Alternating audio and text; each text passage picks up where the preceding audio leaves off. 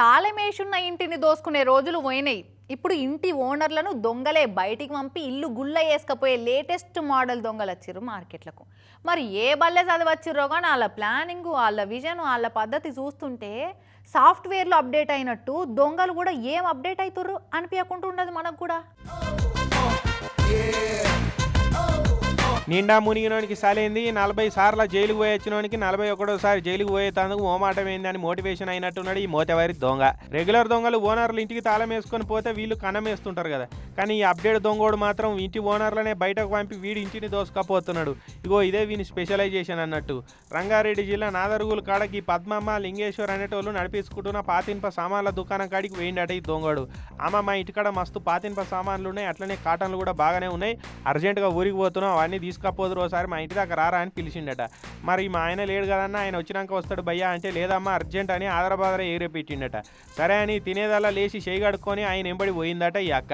అయితే పక్క పొంటి కాలనీలో తీసుకపోయి ఓ మూసున్న షటర్ ముంగడ దించిండట. ఇగో ఇక్కడ ఇనుప సామాన్లు ఉన్నాయమ్మా, పక్క పొంటి కాటన్ అట్టలు ఉన్నాయి, ఇక అవన్నీ ఆటోలు వేసుకపోదామని చెప్పి నేను మళ్ళీ వస్తా అని వెళ్ళిపోయిండట. కథ మీకు ఆడికెళ్ళి వెళ్ళిపోయి వచ్చి చక్కగా ఈమె షాప్ దగ్గరికి వచ్చిండు. మీ అమ్మ పైసలు పట్టుకరమ్మన్నది, ఏడున్నాయో చెప్పమని ఆడున్న పిల్లగాలని బెదిరించిండట. ఇక మాకు తెలియదంటే పిల్లగాలని గదిరిచ్చిండట. వాళ్ళను 2 దెబ్బలు కొట్టిండట.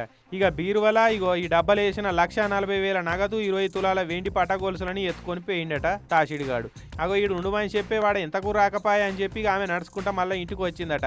ఇక ఇంటికి వచ్చినాక పిల్లలు జరిగిందంతా చెప్పిరు. అయ్యో ఎంత మోసమయ్యా అని ఇక ఆలమగలిద్దరు ఆదిబట్ల పోలీస్ స్టేషన్కి పోయి ఫిర్యాదు ఇచ్చిరు.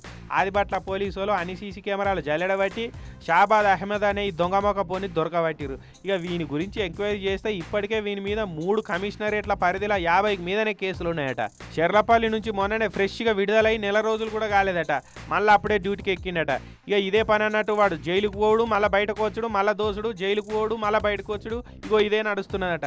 పాపం ఇక ఇందిరా మిల్లు వచ్చిందని 1,20,000 సేటుతాను అప్పు తెచ్చి ఇంట్లో పెట్టుకున్నారట వీళ్ళు. ఇక ఇంతలో ఆ పైసలు ఈ బద్మాషోడు తోసిండు. ఇక వాని తాను నుంచి 50,000 అయితే రికవరీ చేసిరు పోలీసు వాళ్ళు. ఇగో ఇట్లా నిన్ని అలా ఎవ్వరిని నమ్మేటట్లేదు, చూడు రీ పైలం ఉండాలి.